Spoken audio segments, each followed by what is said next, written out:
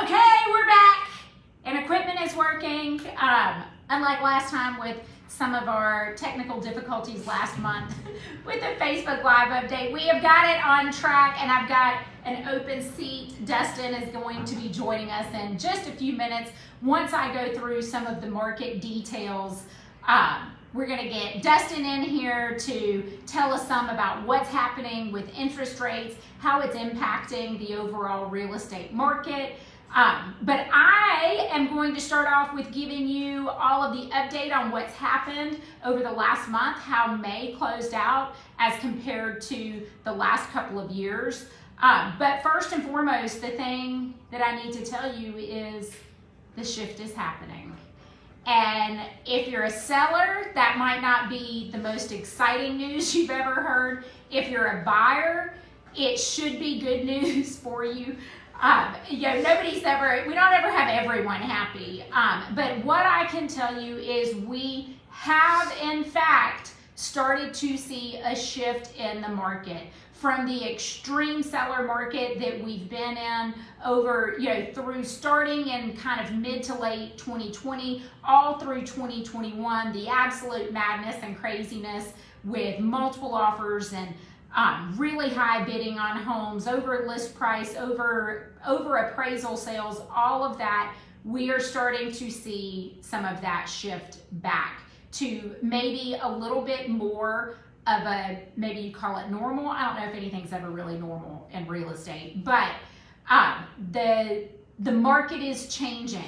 And for my listing clients out there, that's not going to be the thing you want to hear. But I'm not here to tell anybody what they want to hear. I'm here to tell you the truth and the facts about the market as we are in it and as it impacts us daily.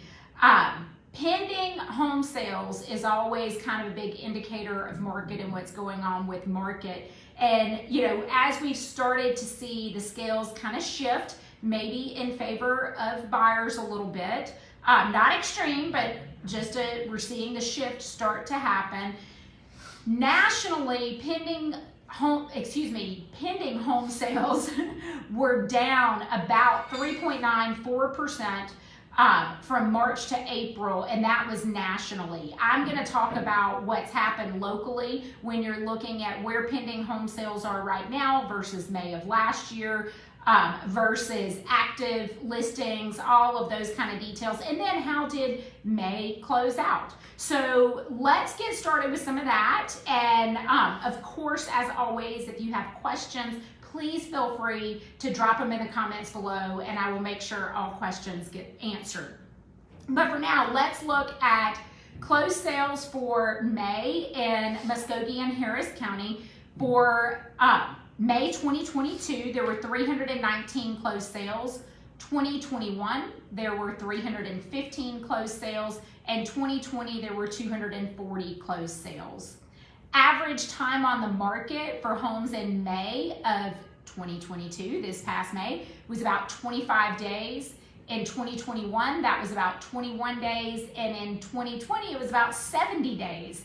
Now remember, we were still in kind of a lockdown mode in May of 2020. So while the real estate market was starting to really ramp up in a crazy way, there were still some things that didn't completely change until later that year as things started to open up and activity really started to get some momentum. Average sale price for May 2022 was $266,700. Average sales price in Muskogee and Harris County for 2021 was about $231,000, and in 2020 it was $205,000. So over the last couple of years, we have definitely seen some good value increases. And then list to sales price percentage, what did it list for, what did it sell for? This past May 2022, it was about 99.48%. 2021 was about 100.05% of list price, and 2020 was about 97.92. So you can see our list to sale price ratio last May was a little better than it was this May. It was still really good this past May, but you can also kind of start to see how negotiations are happening a little differently. And one of the things, I was talking with another agent this morning, one of the things that we've started seeing now is homes are staying on the market longer. And that is across the board. We're seeing more houses that are not selling in just 2 or 3 days. So it'll be interesting to watch what happens to our average days on market here over the next few months. We're not seeing the same amount of bids coming in on houses, and we are, for the first time in 2 years, seeing an uptick in price decreases, where people are lowering the initial list price after initiating the listing in the market, not getting maybe the market reaction that we had hoped for, not getting the market reaction that quite honestly we probably would have gotten 4 or 5 months ago. And I'll talk more about why some of that is happening here in just a minute. So when we look at Muskogee and Harris County active and pending sales right now, I've got a little extra information that I pulled together from my notebook of market data. This is where I have 2 years worth of market data that I track monthly in this notebook. So I can easily reference back and look at information that may not still be in the MLS. I keep it in my notebook. So one of the things I was looking at as I was preparing for this Facebook Live was active and pending sales. So right now, and of course this changes by the minute because homes come on the market and go under contract all day long, every day. So these are kind of snapshot numbers as I was putting this together last night. So as of last night, there were about 281 active listings in the the Muskogee and Harris County MLS. In 2021, for this current same time period, looking at that May update, there were about 267 active listings. So we've got an uptick, we've got a little more on the market right now than what we did this same time last year. Pending sales, currently there are about 520 pending sales. Last year, at this same time, there were about 685 pending sales. So we have seen a 24% decrease, if I can talk, a 24% decrease in pending sales from May of 2021 to May of 2022. So all of that is pointing towards something that we've been talking about, the kind of that looming, when is the market going to shift? Well, what I can tell you is it is shifting right now. I had somebody ask me yesterday, well, does that mean that, we've already seen the peak? And I was like, I don't like to answer those kind of questions. Like, that scares me to answer that. Have we seen the peak? Probably. I mean, truthfully, if I'm being honest, yes, we probably have seen the peak.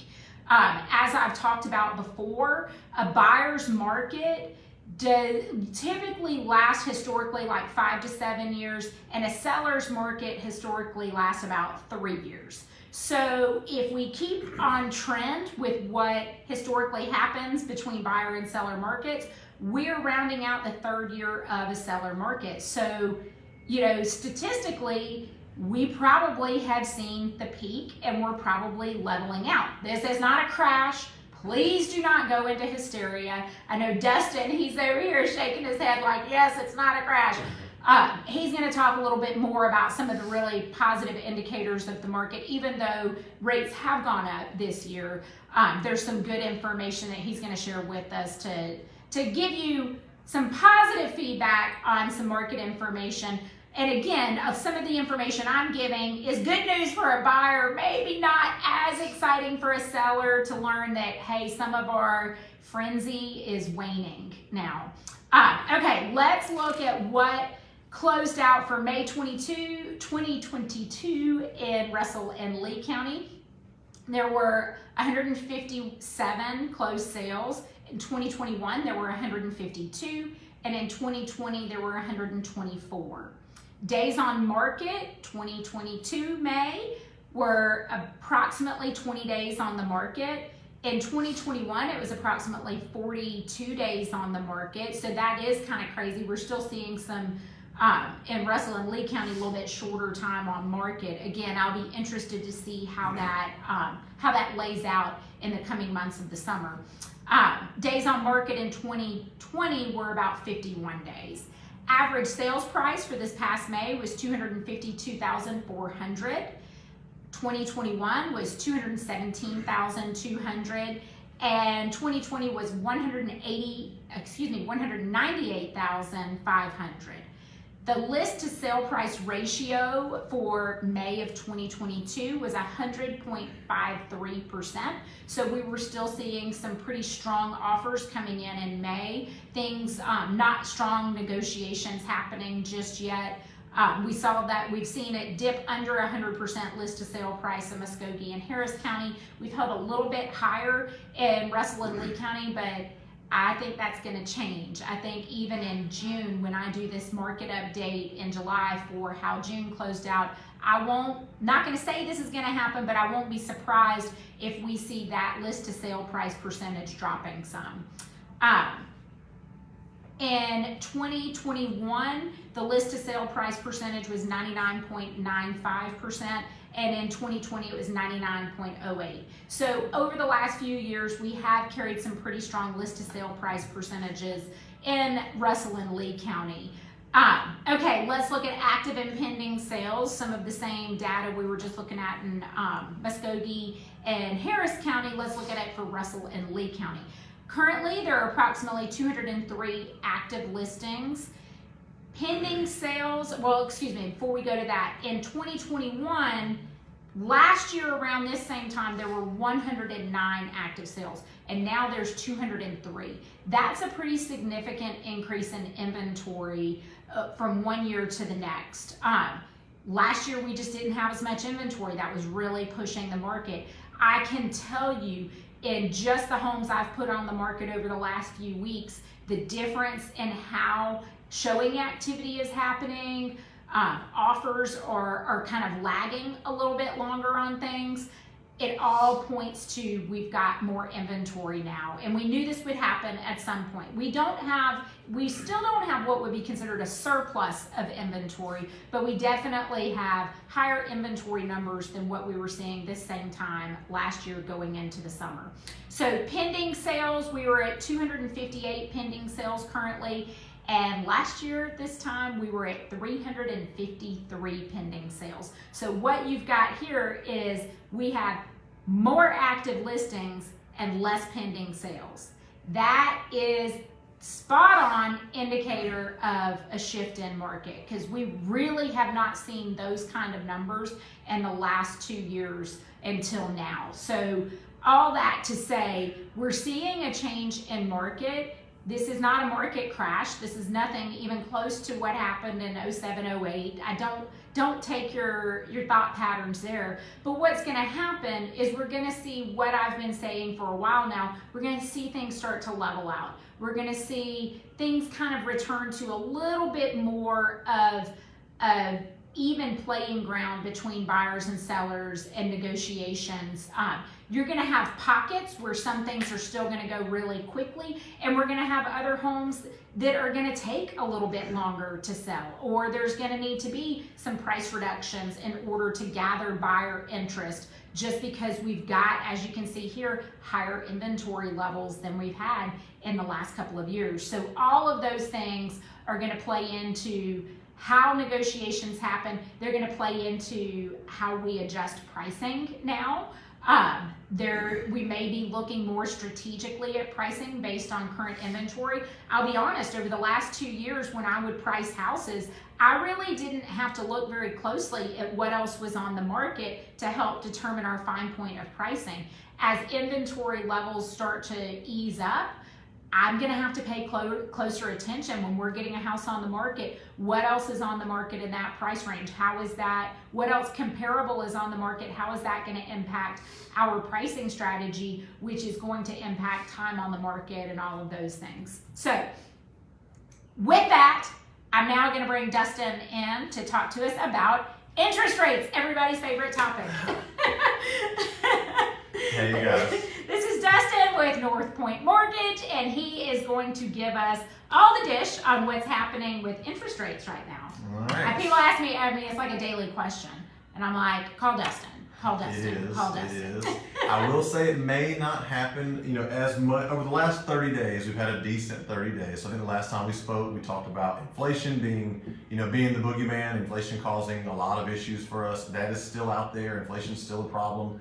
But I will say for the last 30 days, this has been the first time in the last 6 months where we have seen positive pricing improvements. And so we're talking about 7-8 days of kind of rates improving. And now they're not going back to historic lows, and I'm not talking about 0.5% decreases or anything like that, but they haven't gone up.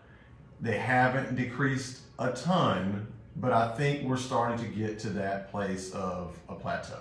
I think we're starting to find some stability. Which that goes in line with just what I'm looking at in how things are selling, time on the market, inventory levels. Things are starting to kind of ease up some. Right. And Kim and I spoke a little bit about, how did we get here? How exactly did we get to this level of inflation and why? There's a number of pieces of this that you can look at. I mean, as far as stimulus money, printing a lot of money, supply chain issues. One of the key things that Kim and I spoke a little bit about earlier today was the consumer savings rate and what that means. And so the consumer savings rate is basically an indicator of what people are doing with their money. So if you're not spending it, the rate goes up. If you're spending it everywhere, the rate goes down. In March of 2020, when COVID first hit and the pandemic started, everything was on lockdown. People could not spend any money. You couldn't go to concerts. You couldn't buy plane tickets. You weren't going on vacation. You weren't going to restaurants. If you had a job that was not impacted, you were saving your money. And so we reached heights of savings that we had never seen in this country ever before. And those got up to maybe 33%, something about right there. Started to kind of dwindle down a little after March of 2020 as things started to calm back down, and you saw them kind of rise again in March of 21 when the Delta variant showed up. So those peaked really high, so we had a surplus of money. We had a super low inventory, which kind of contributed to driving prices up. We had inflation, we had supply chain issues.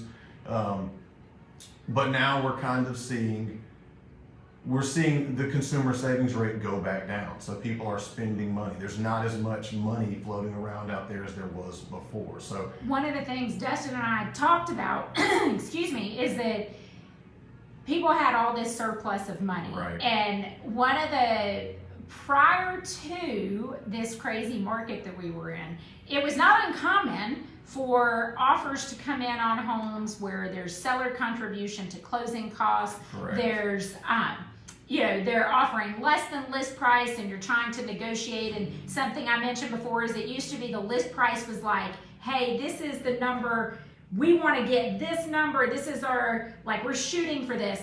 And then as the market changed, that list price became like the floor. Like that was the starting price. Like we're starting at this number and bids are going up from there. Yeah, it was like the opening bid for houses. Yeah. So I think we're going to see some of that change. But through all of this, I would just sit there and laugh, and I'm like, where did these buyers get all this money? And I was because for all these years, for 18 years that I've been in real estate, buyers never had any money. They always needed the seller to pay the closing costs. They always needed, a lower price to meet with their mortgage payment that they had to maintain. I mean, nobody for the first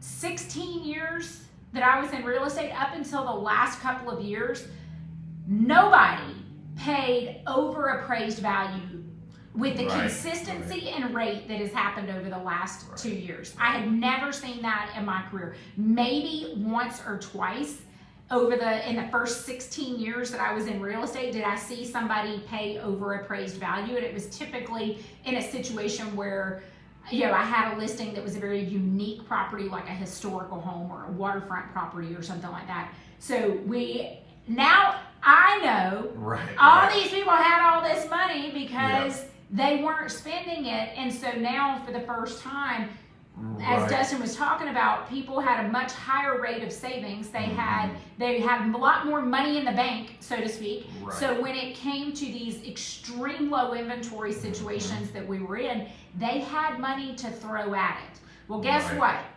They've just about emptied the piggy bank. We're running out of money. Yeah. So we're running out of money, and all those are. It's not a bad thing. Those are good things. I mean, it's going to slow the market down. It means we're getting back to normal. You know, that is a good indicator of what is going to happen with inflation. You know, people don't have the money to keep paying it. They can't pay it. If you're not buying, there's going to eventually be a surplus of goods. If you can't continue to pay over or pay more for something, you're going to see that kind of regulate. So I think we're getting there. You know, for the first time this year, I've quoted basically the same rates for the last 30 days. So I think you're still gonna see something in the low fives, regardless of product, unless you were paying a fee to buy the rate down. If you're paying some fees to get your rate lower, you can get into the fours. I had some people get into the fours just last week. So I had to tell you guys this it's a big improvement. When I was working on my market numbers, I'm gonna flip to my market numbers Bible here that I keep with all my notes and chicken scratch. When I flipped to May, I had the May of 2021. I don't know if you'll be able to see it. This sticky note. Do you see that? Conventional rates were 3%, and FHA was about 2.6. What is that? 2.625. Yeah, this is last year news. Yeah. I'm keeping this because I may never see these rates again in my lifetime. We may not. We may never see those again. I mean, so we are seeing conversations kind of shift from. I haven't had as many conversations the last 30 days about rate. I've had more about buying power per se, and Sure. what does a payment look like? Because I don't think we're going to see those. If we do, it's not going to be next year. It's so, not going to be for a while. If you are someone that is on the fence and thinking that you're going to wait this out and they're going to kind of, you know, they're going to hit the floor again, that's not going to happen.